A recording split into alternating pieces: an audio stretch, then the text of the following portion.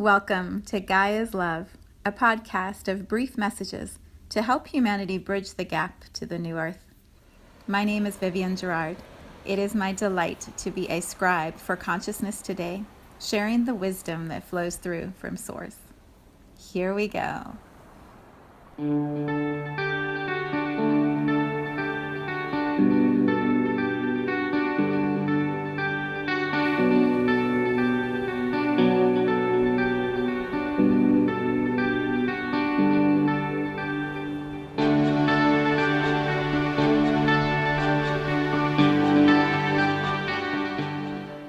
Episode 308.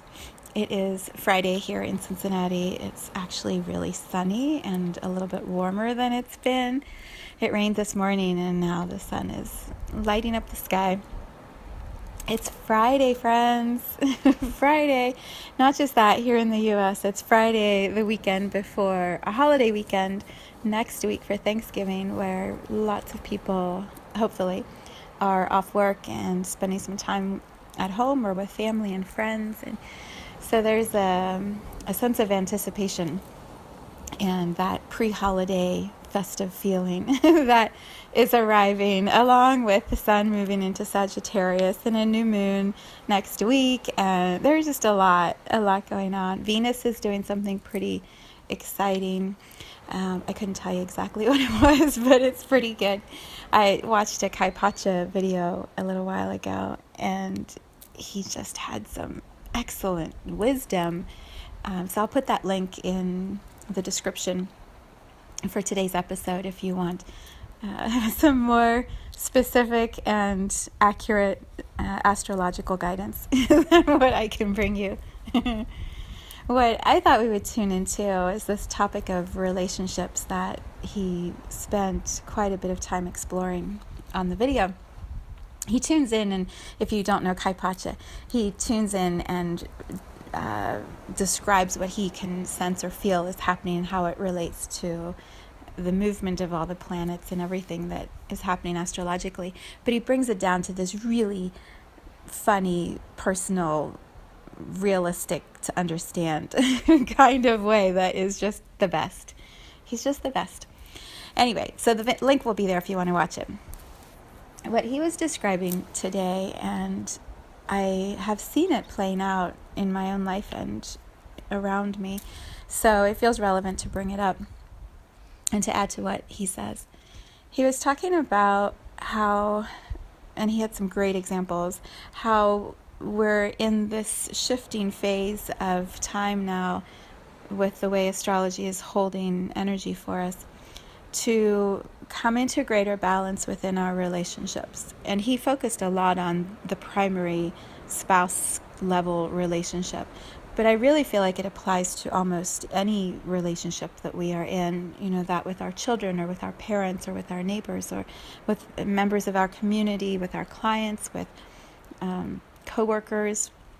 There are lots and lots of relationships that many of us are balancing, or I don't know if we're balancing, that many of us are engaging in every single day on multiple levels, some directly in person, some over the phone, some via technology, some just energetically, not even actually communicating through any physical form, but like totally tapped in. We have all of these ways that we are connected to other soul humans. And if we allowed ourselves to see just how interconnected we are and how many webs there are weaving around us, I think it would be mind-blowing. But because we don't typically examine it from that level, we just sort of navigate day by day. This is a general statement. We navigate day by day. And we just sort of deal with whichever relationship is most present in front of us in the moment. And then we, by default or by choice, start to spend more time with certain relationships than others. And that's where we do some of our biggest learning. Some of those are with our partners, like I was describing. Some are children. I've said many times my children who are grown up now are my greatest teachers. Like they have grown me up in so many different ways. But what Kaipacha was describing is how the energies right now are aligning to really propel or compel some major shifts in our primary relationships, a rebalancing of some form. I'll give you a couple of his examples in case you don't watch the video, because they were really powerful ones. He said the example would be like a football player who wants to join a professional team, but he's been doing steroids. Well, he would need to get himself course corrected in order to be able to join that team. And so the relationship, he has to do this work to be able to get ready to be in that bigger field. He used a lot of descriptions talking about empaths and narcissists, because those, in my opinion, those are very contrasting energies. And so it's easy to show how those polar opposites are interdependent and codependent. But he was describing, perhaps a narcissist would need to, in this energy right now, would be forced to become more aware of how self-absorbed they are, of how their needs are overriding the needs of the other one in the relationship. And likewise, how an empath who is in relationship with a narcissist would need to find a way to step up and to speak truth and to ask for what he or she needs, and make an adjustment in the energy between the two people. So, why do I bring this up right now? Don't you love when I ask that question? Because it's relevant, because it's happening. I think that's the way my mind kind of gives me a moment to catch my breath. Why am I asking this question? I'll tell you why. Because it's a real thing that is happening for so many people. And when we name it, we don't feel like we're so crazy. When we can see how it's playing out collectively or in other relationships around us, then when we look at our own lives, we're like, oh, it's just that. That's all it is. We're all just rebalancing. We're all just coming into a different vibrational frequency. We're all just like figuring out a little bit more than we did before. And so in that figuring out, things start, getting moved around and bumped up and down. And sometimes we speak our truth in the relationships very kindly and calmly. And sometimes we're like, rah! It's just this hot mess that becomes like even bigger. That's so funny. I just thought of an example. All right, I'll share this with you because it came forward. I was schooled by my daughter the other night. Oh, this is a funny one. So I have this wall calendar. I feel examples are helpful, so I'm going to share this with you. I have this wall calendar in our kitchen where I write everything down. I'm the only one who uses it. Nobody ever writes on it, hardly, but I try to get everything up visually so I can see where everyone's going to be and what's coming up, and just be able to manage all the movement in our family. And so the November one was full, but I wanted to see December also, so I put it right underneath. So the whole door is a calendar. And the December one was still somewhat empty, and so my husband and I were putting some of our holiday dates up on the calendar. My grown-up children, my son and my daughter is what I need to say. My son and my daughter were out with their dad for a while. And so when they came home, I'd already been spending some time in front of the calendar, and I was getting a little grumpy because there's never enough time. It's a real problem for me. There's never enough time. And so I was just kind of moping in the kitchen looking at the door calendar. And my grown-up children are so intuitive. Like, talk about a narcissist and an empath. In that moment, I was clearly narcissistic. So they come in the door, so happy, they had a great time, and I'm like, rah. And we just started talking.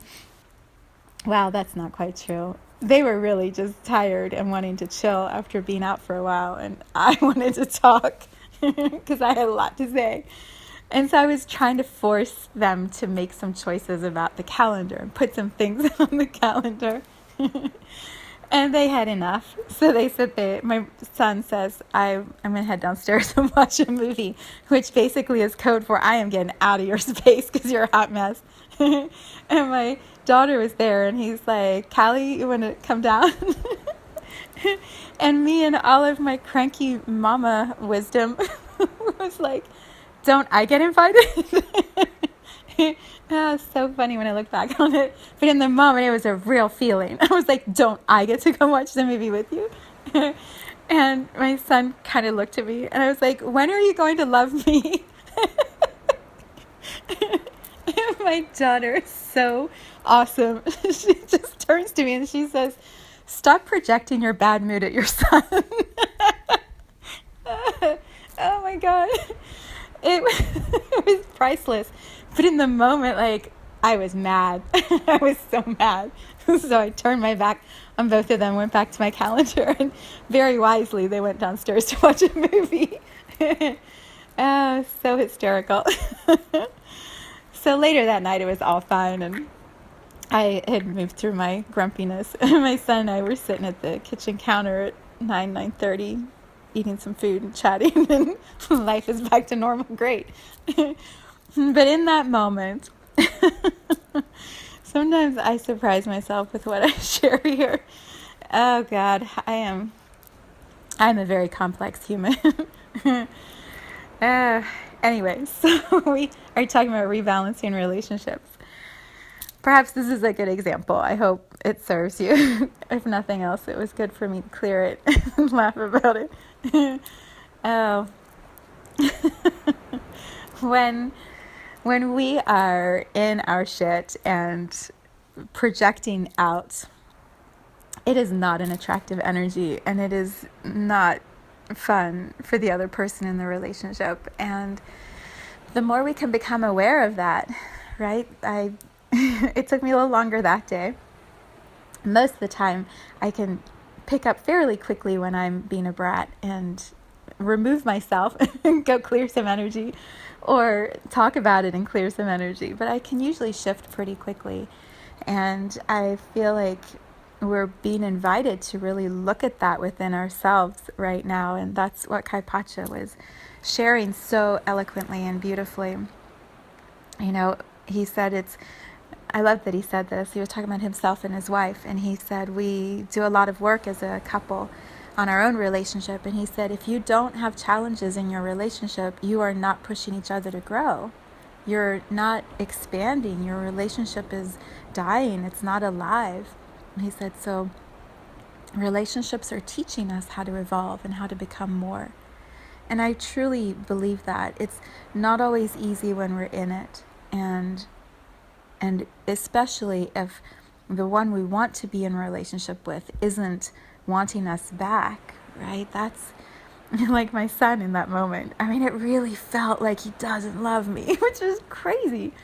But sometimes that's what's actually being experienced. The person that we are wanting to be connected to is not able or interested at that moment to connect back. And so it's an opportunity for us to look at ourselves, to turn our energy inward and to go, what is it in me that I need to heal or explore within myself, right? How do I focus on my own evolution and growth?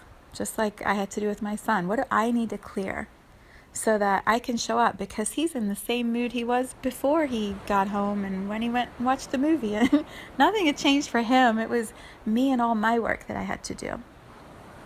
And it changed the experience of time that I had with him and connection. And then there's my daughter who just zings me with her one-liners that are like so good.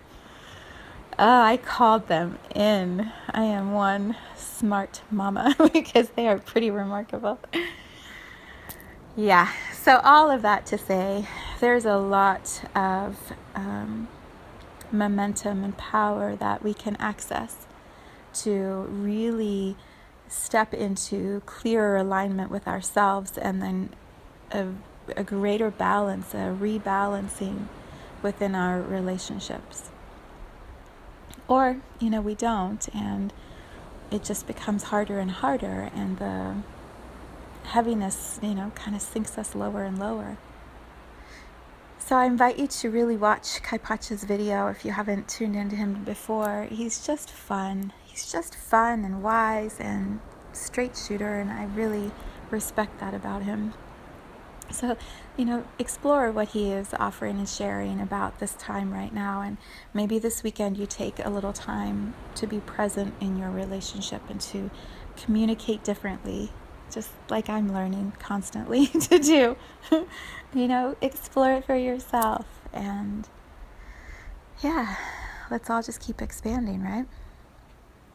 We are gathering for a new moon circle here tonight in my home, and it's the last one of the year. It's also the biggest one we've had, and the people who are coming are just so cool, and my heart is just happy and full. When I host a circle, it's always about connection and communication and keeping your heart open as much as you can and sharing from that space. And so it's in total alignment with everything that Kaipacha was describing. So we will be doing that here. I invite you to do that also in your world. And then I'll see you back here on Monday. Have a beautiful weekend, everyone.